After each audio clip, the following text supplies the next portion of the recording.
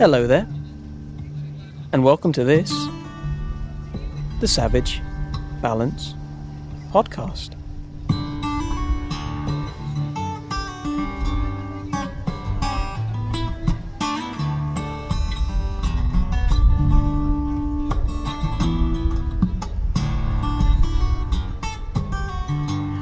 Hey, good evening, good morning, good afternoon, or good night.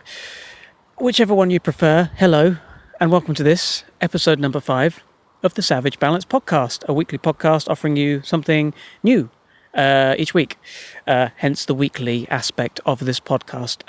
How are you all? I hope you're doing well, especially the people in the UK during this second lockdown. I am currently out on a bike ride, not on my bike right now, but I've ended up and dismounted. Where am I? I'm by Whitlingham Lakes and by some woods by Whitlingham Lakes in Norwich, and enjoying some woods, enjoying some nice wood times. I don't know if you can hear some leaf sounds. Hang on, let me see if I can crunch a bit louder. Hopefully you're enjoying some of that. Nice crunchy leaves. Thank you to everyone who listened to the Juliet Galatly episode 1 and 2. Remarkable human being that she is. And the other episodes as well. I really appreciate it. This one is a bit more kind of silly fun. It's nothing too serious. Just something I enjoyed writing. In fact, it's one of the first things I wrote back in sort of 2016 that I intended to have for this podcast. So enjoy it. Take some time. Have a nice mug of cocoa, mug of tea, cup of coffee. It's what I call coffee. It's not what I call coffee. I call coffee. I don't know anyone who calls it cough. Let's stop rambling, shall I? Let's introduce you to this episode number 5, Ground Force, What Lies Beneath.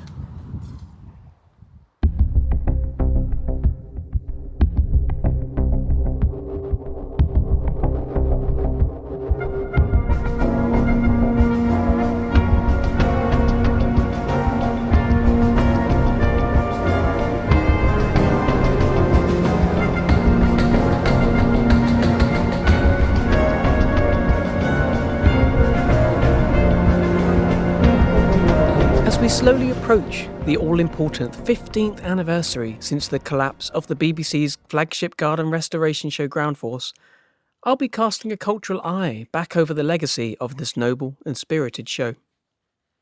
Retracing the steps that led to the demise of the dynamic threesome, Dimmock, Walsh and Titchmarsh, I want to ascertain what lessons we can learn from and how we can apply those to our own lives in the complexities of a post-Ground Force Britain, while obviously sticking within the boundaries of complete and utter truth.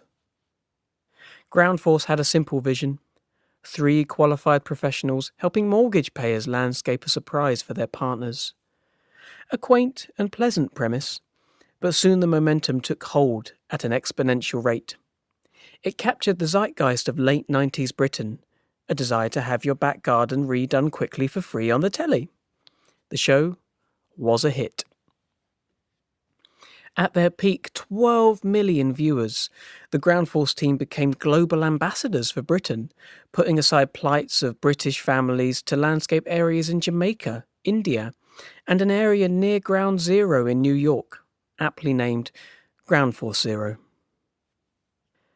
They even played a significant part in current race politics by resurrecting the lackluster appearance of Nelson Mandela's patio, an action that many people believed helped defuse racial tensions in a post-apartheid South Africa.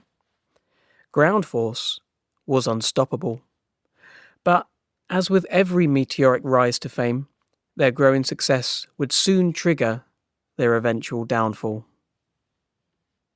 There was an outward masculinity that the show exuded, a realm which Alan Titchmarsh struggled to thrive in.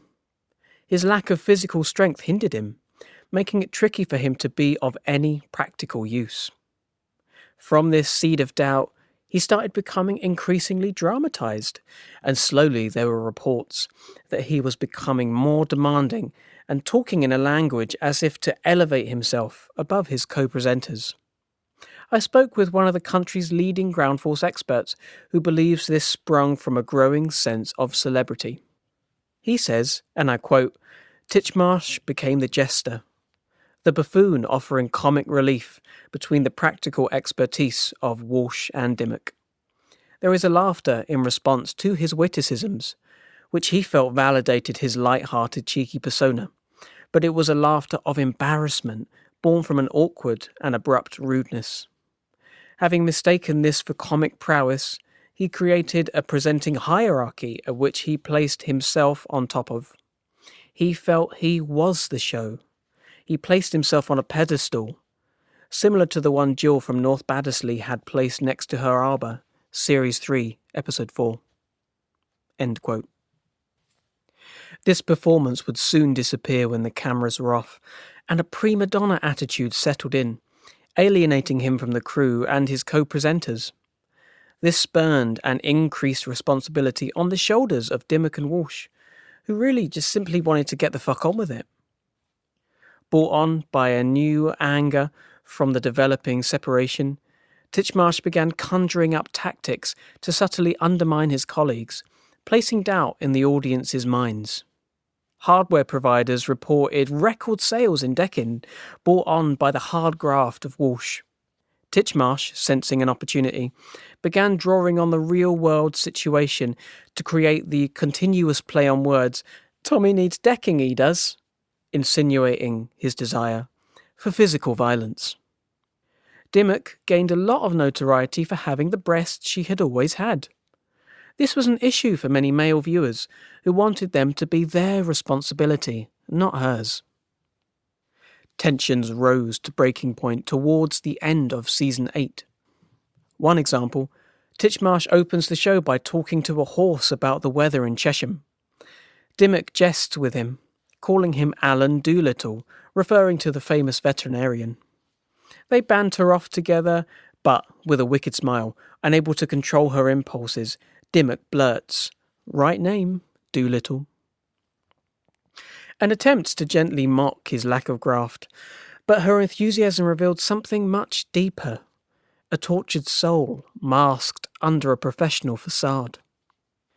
During a job in Borden, East Hampshire, Titchmarsh quipped about his 2 Willies, referring to his colleagues, both named Will. This sparked off some mild rambling and bouts of placid laughter. Through the plastic chuckles, a voice not too dissimilar to Walsh's can clearly be heard, whispering. I know one called Sugar. Charlie, 2 Willies. Oh, fuck off, Alan. Every man should have 2 Willies. Right, to quote Margaret Thatcher, well, slightly paraphrasing her. Oh, fuck off. Shall we go and have a look at this garden before I dig myself in even deeper? Perhaps this was a result of an increased anxiety and a natural rebellion to the control Titchmarsh enforced over the proceedings. But, luckily for them all, salvation came when Titchmarsh began to feel a sense of entitlement in the celebrity sphere, and felt justified in deserting the show to pursue his own egotistical agenda. He abandoned his duties to carve his own career path in the realm of fame. And just like that, Dimmock and Walsh were free. And so many of you may be thinking, maybe he's just being a bit, silly, I don't think I'm being silly. I'm certainly not bitter. I'm not upset. Good luck to the man. Good luck to Alan. I mean, yes, I did love Ground Force. I would be there every Friday night, and I've got the VHSs and stuff. And, we all have tattoos, don't we, these days? And, it's nice to, fall asleep and have nice dreams about the 4 of us. They were heavenly dreams. But if you're actually asking me if I hold a grudge against Alan Titchmarsh, no. Well, no. Why? No. Why would you be saying that? That seems no. Of course, I don't. No, I'm not. I haven't. No, I don't. I'm going through the history. So, yeah. Of course, I don't. You're being foolish. They bravely attempted several times to keep the show afloat, with a more cooperative approach for the benefit of the hardcore fan base. After the increasing success of Ground Force in America, America created an American version of Ground Force called Ground Force America. Despite Dimmock and Walsh's best efforts, the American program was not as successful as its overseas counterpart British Ground Force, or just Ground Force. Viewers weren't interested anymore in Jeopardy-fueled garden restoration. All they wanted was pure, unadulterated Titchmarsh. The show became unsustainable and dissolved into memory, but thankfully not to the detriment of Dimmock and Walsh. They were the victims of the Titchmarsh machine, yes, but the limelight never called for them. They flirted with media, but were quite happy sticking to the professions that made the ground force experience so attractive in the first place. Walsh is not simply a master tradesman running a successful decking business. He's also a teacher, willing to share his knowledge with the less privileged among us with his Tommy Walsh DIY Guides series. Even in her works outside the gardening field, Dimmock showed an authenticity and an unrelenting devotion to her art. She played the organic fairy in regional pantomimes through 2011 and 2012, accentuating the earthly folklore qualities of nature's flower dwellers, and performing them with an affability and grace that wouldn't have previously been accessible to the children of Bridlington and Chesterfield. Their careers have been a continual dedication to the broadcasting and public presentation of horticulture and manual labour. Unlike Titchmarsh, whose wildest narcissistic fantasies have been fully explored thoroughly throughout all 790 episodes of The Alan Titchmarsh Show. But he's not to blame. He's a victim of a culture that glorifies celebrity as the only true path to happiness and acceptance.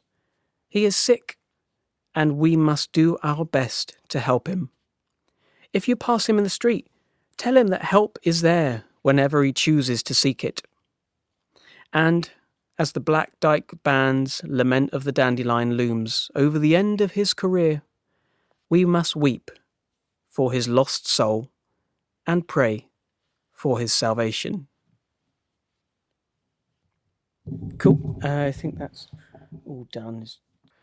And, if you do pass him in the street, maybe you could, get his phone number or email address or even his actual address, just because I just like to meet him, I have a few things I'd like to say to him. I think maybe we all do, it's Alan Titchmarsh, but I just want to talk to him, see how he is and what he's up to, and maybe he could pay for tattoo removals. I don't know. I mean, John, we can cut this bit, can't we, John? John, we can. Okay. Yeah, cut. Yeah. Cut it. We don't need this bit. Let's get. What he got? Gravel scratches on my chest anyway. You can't take scars off of your chest, can you? All I can see every now and then I look in the mirror is just his ratty little face looking through little gravel scratches. I've tried to rub enough compost in it to hide the scratches, but it doesn't. He owes me. He does. Fucking. Why'd you leave? Why'd you leave me, Alan?